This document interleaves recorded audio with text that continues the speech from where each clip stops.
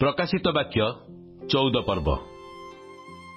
तत्पर मु दृष्टिपात कली, आउ देख सियोन पर्वत उपरे मेष शावक, आउ जो मानक कपाଳରେ ତାହାଙ୍କ नाम ଓ ତାହାଙ୍କ ପିତାଙ୍କ नाम लिखित थिला, एपरि 1,44,000 लोकंकु ତାହାଙ୍କ सहित दंडायमान थिवार देखिली। पुणी मु स्वर्गरु बहु जल कल्लोळ ओ महावज्रनाद तुल्य गोटे स्वर शुणिली। जो स्वर मु शुणिली ता वीणा बादकारी मानकर वीणार शब्द परी। सेमाने सिंहासन चारि प्राणी और प्राचीन मानक सम्मुखरे गोटे नूतन गीत गान कले। पुणी पृथ्वी कृत 1,44,000 लोकंक बिना आउ केही से गीत शिखि पारिले नाही। सेमाने स्त्री संसर्गरे आपणा आपणा को कलुषित करि नथिले, कारण सेमाने सूची। मेष शावक जेकोसी स्थान को गमन करती से स्थान को सेमाने अनुगामी हुअंती। सेमाने ईश्वर और मेष शावक उद्देश्य प्रथमजात फलस्वरूपे मनुष्य मानक मध्यरु कृत होइअछंती। सेमानक मुखरे कोनोसी मिथ्या कथा नाही, सेमाने निर्दोष। परे मु आउ जणे दूतଙ୍କୁ आकाशर मध्यभागरे उड़ीबार देखिली। से पृथ्वी निवासी समस्त जाति गोष्ठी भाषावादी और वंशीय लोकंक निकटरे प्रचार करने निमंते एक अनंत काल स्थायी सुसमाचार प्राप्त होई उच्च स्वर कहिले, ईश्वर को भय कर और ताहांकु गौरव प्रदान कर, कारण ताहांक विचार समय उपस्थित। पुणी जे आकाश पृथ्वी समुद्र और निर्झरिणी समूह सृष्टि करिअछंती ताहांकु प्रणाम कर। ताहांक पाश्चात्य आउ जणे अर्थात द्वितीय दूत आसी कहिले, जो महानगरी बाबिल समस्त जाति को आपणा व्यभिचार काम रूप मदिरा पान कराइअछि, से पतित अधपतित होइअछि।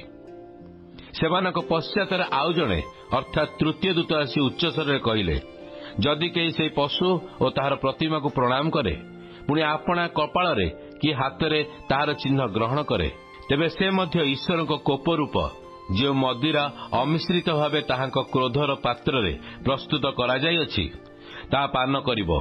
पुणी पवित्र दूतगणक और मेष शावक साक्षात अग्नि और गंधक द्वारा जंत्रणा प्राप्त हेबो। एपरि लोकमानकर जंत्रणार धूम जुगे जुगे उठुथुब।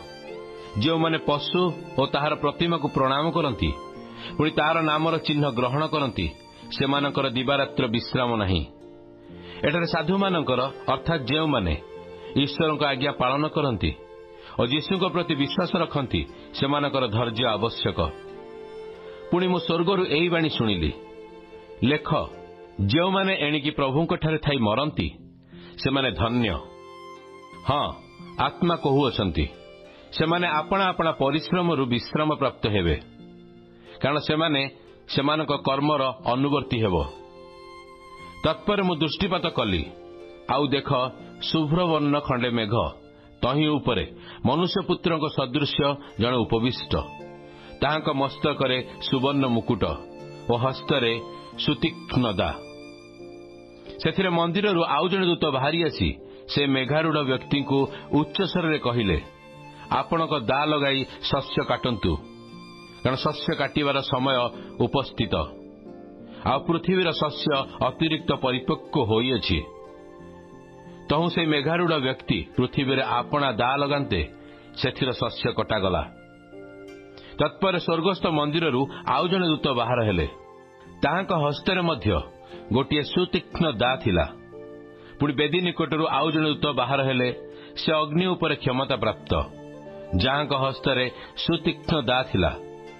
ताहांकु से उच्च स्वर डाकी कहिले, तुम्भर सुतीक्ष्ण दा लगाओ और पृथ्वीर द्राक्षा पेंडा सबु संग्रह कर, कारण सेथिरे द्राक्षा फल सब परिपक्व होइअछि।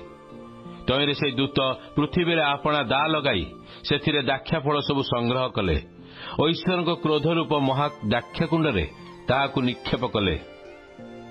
नगरर बाहरे से द्राक्षाकुंड दलित हैला, आउ सेथिरु रक्त बाहर होई अश्वमानकर लगाम पर्यंत उठी 100 कोश पर्यंत व्याप्त हैला।